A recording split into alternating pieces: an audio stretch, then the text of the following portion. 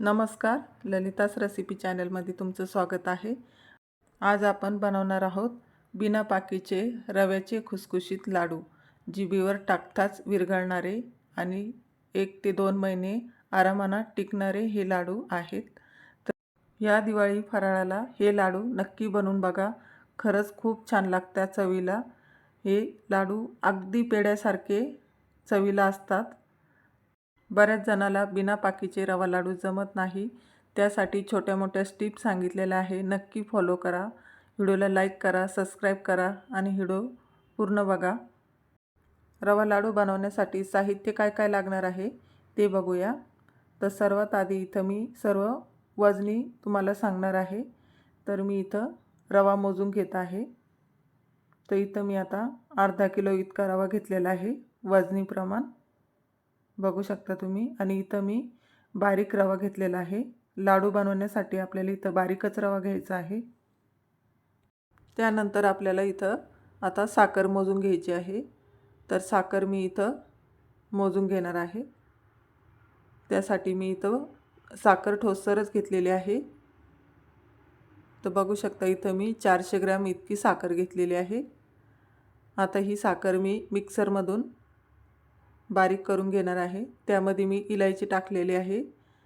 साखर आणि इलायची मी बारीक करून घेणार आहे। इथं मी आता तूप घेत आहे। तर मी इथं साजूक तुपाचा वापर केलेला आहे। तर मी इथं 100 ग्रॅम इतकं तूप घेणार आहे। यापेक्षाही जास्त लागू शकतं, पण मी इथं आधी 100 ग्रॅम इतकं तूप मोजून घेतलेलं आहे। इथं मी लाडूत टाकण्यासाठी बदाम घेणार आहे। तुमच्या आवडीनुसार तुम्ही काजू, बदाम, मनुके काही पण घेऊ शकता। तर इथं मी बदाम 50 ग्रॅम इतके बदाम घेतलेले आहे वजनी प्रमाण। इथं आपण आता सर्व प्रमाण मोजून घेतलेलं आहे। बारीक रवा घेतलेला आहे, साखर मी मिक्सरला आता इथं बारीक करून घेतलेली आहे आणि बदाम पण घेतलेले आहे आणि साजूक तूप घेतलेलं आहे। सर्वात आधी आपल्याला आता रवा भाजून घ्यायचा आहे। त्यासाठी आता मी इथं गॅसवर कढई तापून घेतलेली आहे। त्यामध्ये आता रवा टाकून घेऊया। तर इथं मी जाडबुडाची अशी कढई घेतलेली आहे रवा भाजण्यासाठी। आणि आपल्याला इथं रवा मध्यम गॅसवरच रवा भाजून घ्यायचा आहे। इथं मी आता रवा हलकासा थोडा भाजून घेत आहे। त्यानंतर आपल्याला इथं तूप टाकून घ्यायचं आहे। आपल्याला इथं आता थोडं थोडं तूप टाकत रवा भाजून घ्यायचा आहे। खूप जास्त एकदाच तूप टाकून घेऊ नका, बघू शकता तुम्ही। तर इथं मी आता सर्व तूप एकत्र करून घेत आहे। एकदम असं मध्यम गॅसवर आपल्याला हे रवा भाजून घ्यायचा आहे। रवा भाजत असताना अजिबात घाई करायची नाही। रवा आपला छान भाजला तरच आपले लाडू छान होतील चवीला आणि खाताना असे कचकच लागणार नाही। इथं मी आता आणखी थोडंसं तूप टाकून घेतलेलं आहे। म्हणजे आपलं थोडं थोडं तूप टाकत भाजलं म्हणजे त्यावेळेस आपल्या रव्याला तूप लागलं जातं आणि छान असा खमंग रवा आपला भाजला जातो। तर बघू शकता तुम्ही असा हलकासा कलर बदलत आलेला आहे। माझ्या पद्धतीनं हे रवा लाडू ह्या दिवाळीला नक्की बनवून बघा, अजिबात बिघडणार नाही। आपला रवा इथं आता तूप टाकल्यानंतर छान असा ओलसर झालेला आहे, बघू शकता तुम्ही। या पद्धतीनं असा ओलसर झाले पाहिजे तूप टाकल्यानंतर। तर इथं मी आणखी थोडंसं तूप टाकून घेतलेलं आहे, त्यामुळे आपला रवा छान भाजला जातो। तर आता इथं चांगला आपला कलर चेंज झालेला आहे।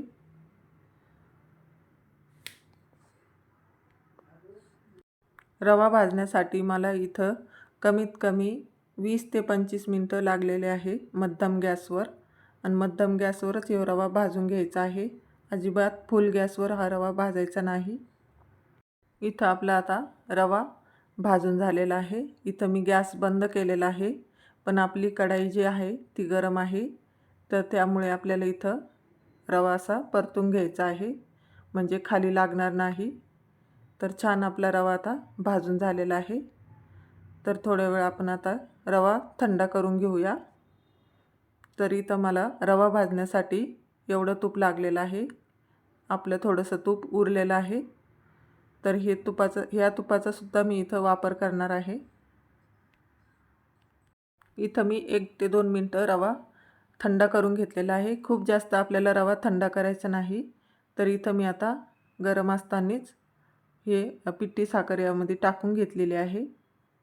तर इथं आपल्याला आता मिक्स करून घ्यायचं आहे। इथं आपण आता सर्व मिश्रण एकत्र करून घेऊया। मी इथं साखरेमध्येच इलायची टाकून घेतलेली होती, त्यामुळे आपली इलायची बारीक झालेली आहे।